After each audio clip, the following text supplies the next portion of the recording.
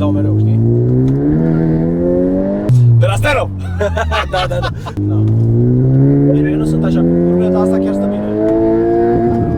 Sex faci? Ăsta e pentru mine sau pentru tine întrebare? Amândoi cred că facem sex, dar nu împreună.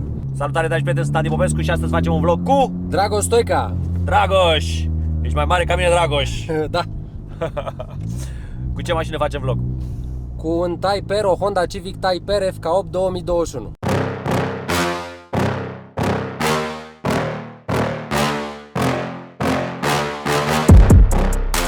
Honda, adică. Honda. Am văzut pe TikTok că fetele preferă Honda față de Lambo. Cea mai tare mașină din lume este Honda Type R. Nu mașinile astea pentru italieni. Da, unele da. Care este diferența între o Honda și o Honda Type R? Type R-urile față de Civic-urile normale, întotdeauna în seria respectivă au fost de 2 litri. Bun, deci 2 litri. Da, E o Honda Civic. da, Deci avem de-a face cu un motor de 2 litri, da, cu turbină, cu turbină, da. 1 sau 2 turbine? Una. Una, o singură turbină. Una și bună. Câți cai are această mașină? În momentul ăsta are 400 de cai la motor, 377 s-au măsurat la roată. Am auzit că mașina asta ar fi foarte rigidă, dar mie nu mi se pare foarte rigidă. Acum suntem în modul sport, ea devine cea mai rigidă pe modul racing. Bun, dar are și mod confort? Da, are și mod confort. Hai să o dăm pe confort. Gata. Să închidem gurile rele Da, care spun că mașina asta nu e confortabilă. E foarte confortabilă, Eu să sunt știi. mulțumit de ea, uite, o să luăm niște hopuri la un moment dat și o să vezi. Să O dau cu capul? simți. Nu, niciun caz. N-am dat eu, deci nu dă nimeni. Băi, este... Pe bune, e comparabilă cu Lambo. Adică nu e mai rigidă decât Lambo. Părerea mea este că e o mașină pe care o poți folosi daily. Uite, am luat și un hop, e ok? Da, Tu o folosești daily? da, e mașină pentru orice nevoie. Tu știi de câte ori scrie Type R pe mașina ta? Cred că de peste 40 de ori, dar nu le-am numărat.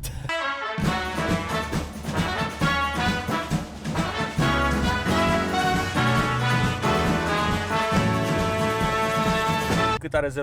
Stock, ea scoate 0-100 în 5,2 secunde. Acum, după modificările pe care le-am făcut eu, am cronometrat-o și a scos 4,7.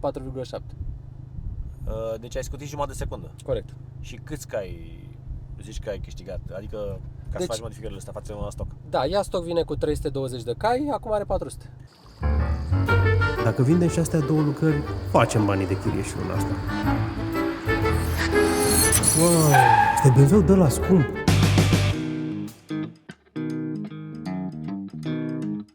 Îți dai seama cât artă grafică ar trebui să vindem noi ca să ne permitem un i8? Păi, dacă ești artist, îți poți posta creația pe rețeaua de socializare TalkHit și câștiga bani. Dar până atunci poți câștiga chiar acum marele premiu, un BMW i8. TalkHit este o rețea de socializare care integrează tehnologia blockchain, cripto și NFT. Înscrie-te pe site-ul oficial TalkHit, testează aplicația TalkHit în versiune beta, postează și câștigă bani. Pentru că TalkHit se află în ultima etapă de vânzare token, pune la bătaie multe premii, iPhone-uri, excursii VIP la evenimentele oficiale în Dubai și multe alte surprize, dar mai ales marele premiu, un BMW i8. Dacă vrei să afli mai multe detalii, intră pe linkul de mai jos. BMW-ul meu frumos! Hei, vină înapoi! Nu e al nostru, nu e al nostru! Mie asta îmi place! Nu ăsta e al nostru, trebuie să intri pe TalkHit, să postezi, o să vezi, o să câștigăm unul la fel, nu ăsta. Și acum, hai să revenim la vlogul cu Honda. Văd foarte multe chestii care par carbon pe aici. Nu par, sunt carbon. Chiar Le-am sunt pus carbon. eu, nu au venit din fabrică. Dar ai customizat la greu mașina asta, deci Da. văd că nu există nimic pe care să-l lași să nu fie customizat. Până Așa și este. elementele astea interioare de grilă, butonul de start-top, volanul. Volanul Așa ăsta este. unde l-ai făcut? Volanul este schimbat integral, nu e volanul ei și refăcut. Volanul i-a fost demontat, pus bine la păstrare. Este un volan comandat pe comandă custom la niște tipi din Malaezia care fac pentru Honda foarte multe elemente din carbon. Este un volan de carbon negru cu kevlar roșu și piele roșie. Cât a costat? $1000. Dar văd că se aude foarte tare mașina. Se aude foarte tare. Ai făcut și modificări de tobă? Da, deci modificările de performanță sunt admisie, intercooler și toată evacuarea deocamdată. Este un catalizator sport Miltec pentru că am vrut să rămână legală. Da? Deci scoate noxele, e testată chiar la rar. Este în continuare Euro 6 mașina. Și tot restul evacuării este din titanium de la brandul Tomei. Ai dat pe racing. Cum se schimbă comportamentul mașinii pe racing?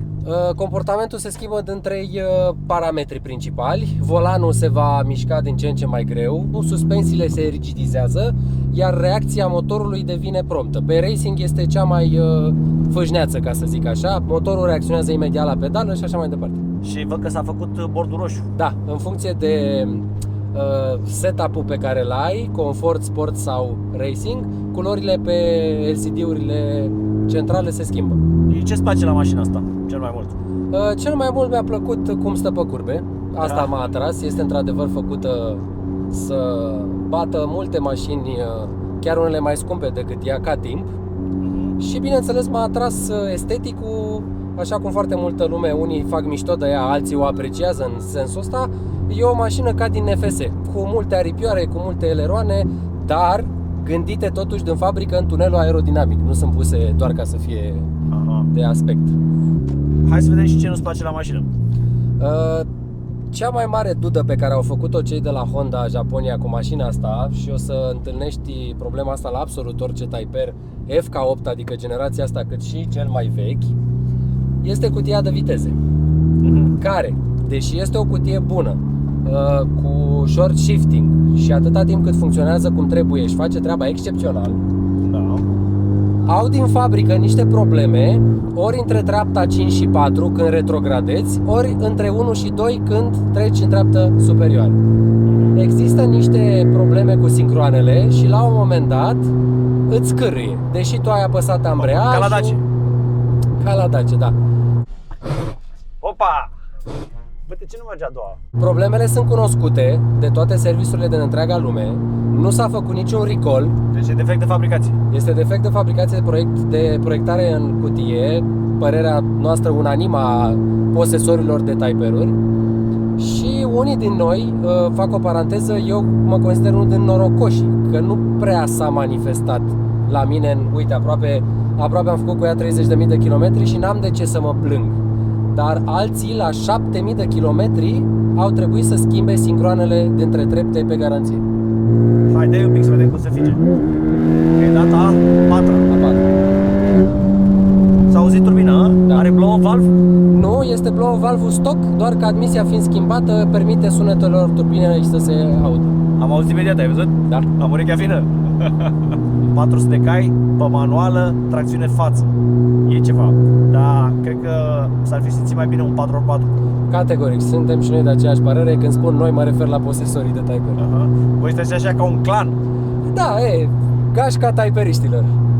Am văzut că ai fost la o nuntă la care erau numai Honda Type-R. Da, Mirele e unul dintre noi, ca să zic așa, și ne-a rugat frumos la nunta lui să-i facem o coloană de Type-R-uri. Hai să luăm și ceva întrebări de la public. De ce Honda și nu Toyota? Honda este un motorist celebru de racing, câștigă cu Red Bull în Formula 1, Toyota nu e acolo, iar Toyota nu a scos niciun model, după părerea mea, atât de atractiv. Știu, există celebra Supra, îmi place și mie, da, un motor mai mare, cu tracțiune, cu propulsie, dar Honda per total mi-a plăcut mai mult și este mult mai potrivită, ca să zic așa, și cu nevoile mele. Ar da mașina pe un Subaru VRX STI? Nu, a fost, când am cumpărat-o anul trecut, a fost efectiv bătaie între Subaru VRX STI și asta. Subaru, dacă știți, nu se mai importă oficial în Europa. Trebuia să-l cumpăr second hand în Germania. Am găsit câteva cu 3000 de kilometri la bord, dar m-am gândit că de ce să nu iau o mașină nouă cu 5 ani garanție în loc să iau una fără garanție. O întrebare de la mine. Câte zeci de mii de euro ai băgat în mașina asta? Pe lângă cei 40, Pe lângă cei 40, 40.000. până în momentul ăsta vreo 30.000. Deci ai dublat aproape prețul. Aproape. La anul intenționez să schimb turbina și sistemul de injecție, așa că se va dubla. Ești conștient că toți banii ăștia nu se mai recuperezi. Niciodată, Nu o să-ți dea nimeni. niciodată. E pasiune și plăcere 100%. Da. Dar cu ce te ocupi de aia bani? Jobul meu principal este programator în IT. Aha. Ăsta e jobul Ăștia au bani. bănos, Au bani așa. ăștia. Salariile sunt bune în IT, toată lumea zice. Aha. Și al doilea job, am o firmă de servicii foto-video pentru că de mic am fost pasionat de fotografie și am dezvoltat treaba asta ca al doilea job. Ce planuri de viitor ai cu mașina? Dar pe scurt. La anul asta, să schimb turbina și sistemul de injecție să ajungă spre 500 și ceva de cai. Mamă, 100 de cai plus. Și este programat un weekend la Nürburgring. Am deja totul rezervat în aprilie. Mamă, ce mișto să aude blow valvul ăla, mă unge-mă suflet. Da, După da, ce da. dai și... Și chiar face stoc, da? Deci turbina de fabrică are și acel. Îți dai Și seama cum o să tu. facă aia? Da? Da. În afară de TRT și ce mai bagi? Deci super tare. Da, da, da. Și întrebarea românului, cât consumă? 2 litri, turbină. Da. Depinde cum merge, clar. Absolut.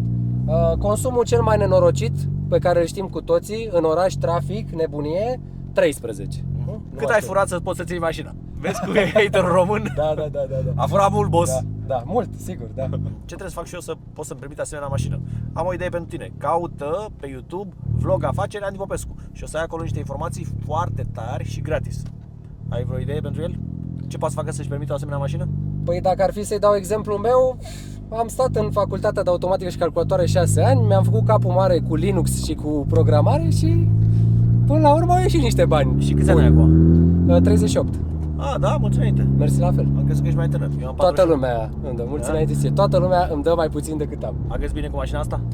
Mă ajută și mașina, dacă am nevoie, Asta e ajută și mașina, da. Nu. De ce să fim ipocriți sau să zicem că nu e așa?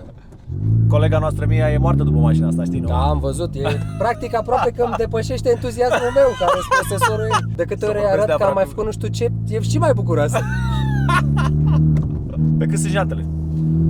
Ia stoc, vine cu jante de 20, talon de 30 și imediat le-am schimbat cu jante de 18, talon de 40 pentru că România. De story time cu rarul, dacă are. Rapid. Cine nu știe și încă n-a văzut clipul, este pe canalul meu de YouTube cu mine și Rarul la Piața Constituției anul trecut. A devenit viral, că am dat și interviu în fața televiziunilor. Da. M-au luat pentru evacuare. Și ce ai zis?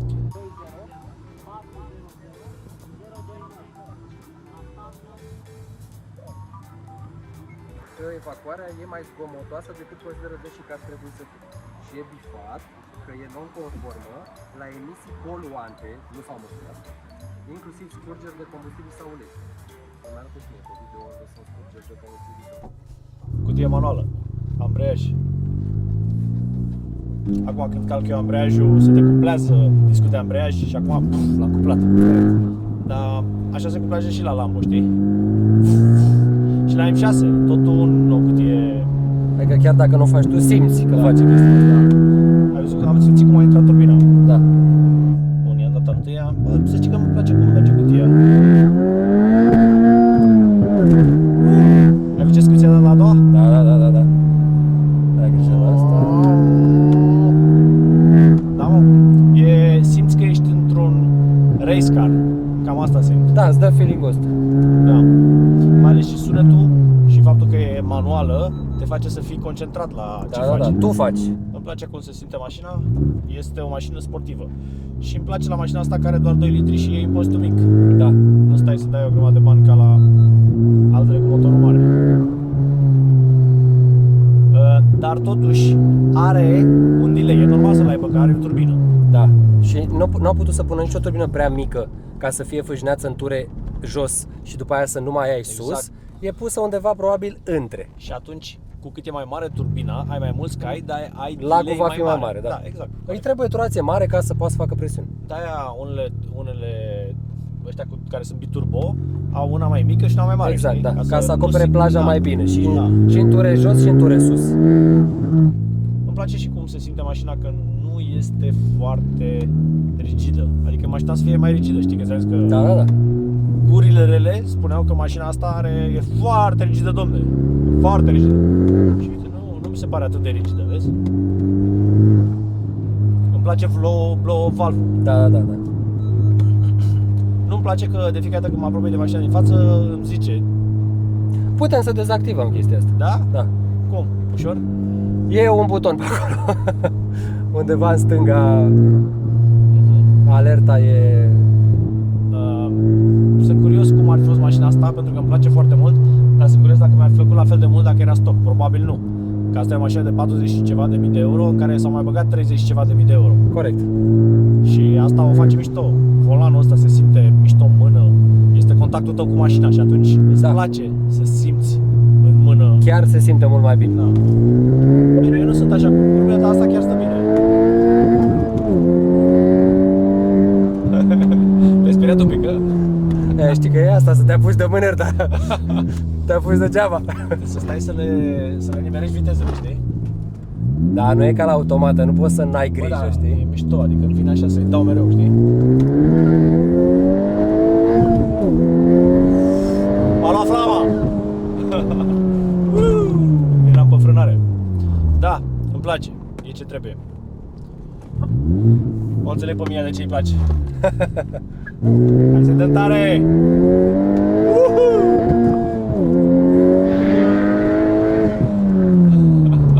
De la stereo! Da. Mi-a plăcut clipul ăla al tău cu "Ei steroizi?" Nu! A treia. Scârți cu a doua. A treia n-a mai fost scârți, dar a făcut. Da. A dat așa. Băi, deci aș fi zis că are 3,8 secunde, nu 4,8. Așa o simt, știi? Dar probabil pierde când îi dai Se tare, pierde, da. Adică dacă mașina asta ar avea tracțiune în spate, propulsie, ar mai scuti cel puțin jumătate de secundă. Cel puțin, da. Cel puțin. Gen Așa o simt. să ai cum să o faci all-wheel drive și să scoți bancheta și să mai dai jos niște chile ca să echilibrezi treaba asta. Da. Câte kg are? 1300, 1400? 1400 și un pic. 1400.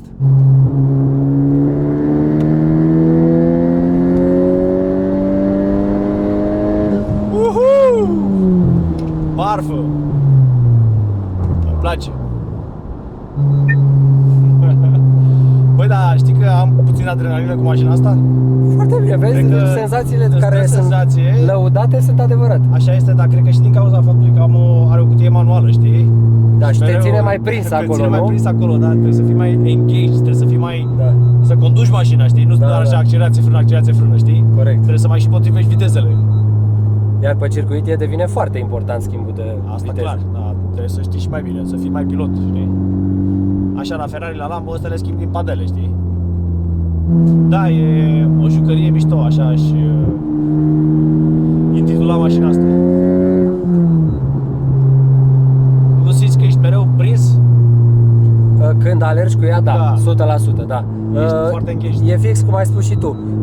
Oricât de mult îți place și cât de confortabil ești, de fapt te mai ia o transpirație, ești acolo pe curbe, îți vine să-i dai. Care sunt costurile de întreținere? Un Yes. schimb de ulei și filtre, 800 de lei. Este mai brutal ca M6-le? Nimic nu este mai brutal decât M6. Sex faci? Ăsta e pentru mine sau pentru tine întrebarea? Amândoi cred că facem sex, dar nu împreună. Ce rezistență are motorul la modificări și cât cai putere ar putea duce? Foarte bună întrebarea și să vă spun de ce e bună întrebarea asta. Motorul vine din fabrică cu interne forjate. Deci Motorul poți ține stoc 600 de cai fără probleme. Asta e șmecheria. K20C1, codul ăsta de motor de la Honda, e ceva foarte tare făcut Țineți minte. pentru a fi abuzat. Avem 20 la oră și am călcat-o. Și asta a fost a doua, ai văzut-o? Ai ajuns să o trăiești. Am ajuns să Ca trec. să știi ce spun. Am creit un pic. Da. Bine, am schimbat-o și repede, știi? Da, dar tot nu e ok, adică... Da. Deci 280 ai mers cu mașina asta? Da, deocamdată. Trebuie să am o linie mai dreaptă, mai Cam lungă asta e ca maximum, să... nu? Nu, trece de 300. Da? Da. Băi, ești nebun, mașina asta cu 2 litri Da, să da, piși da, 300 la trece oră, de nu 300, vine da. să cred. Zice că să băgăm și benzină, nu? Nu știu, n-am timp să mă uit că sunt prea concentrat. Da. Avem o alertă de Știi cum benzină. sunt? Știi cum sunt? Da. Nu putem să vedem cât consumă? Vedem aici adevărat cât consumă? Nu-ți apare pe aici nimic? Ba da, cum să nu? Ia să vedem. Imediat. Dăm aici om. Info. Frumos. Băi, da, pe bune, puține mașini mă țin așa concentrat cum mă ține mașina asta. Sunt așa, fier pe ea. Consumul cât e? Acum, pe acest plin de benzină am scos 11,8. Băi, ești nebun, la 300 de kilometri. Ai mers și afară? Astăzi, da, am mers. Mamă, ce ai scârții roțile? O scârții bine. Care este mașina ta preferată? Dacă e pentru mine, întrebarea Nissan GT-R R35. Dacă e pentru tine, Dacă e pentru mine, mașina ta Lamborghini- preferată. Lamborghini Aventador Lamborghini Aventador. și Tesla. Chiar astea sunt, jur. Adică Cât de spațioasă este la interior? Uite, să spună Andy cum mi se pare interior. e foarte spațioasă, nu știu în spate cum e, dar bănuiesc că și în spate. Este decentă, mai ales pentru un hatch. Chiar e surprinzător de Dar nu, e spațioasă. un hatch ok, adică de obicei nu plac mașinile break, dar asta chiar arată bine. Exact, sunt de aceeași părere. Eu sunt total anti-brake, dar asta a fost o mare excepție.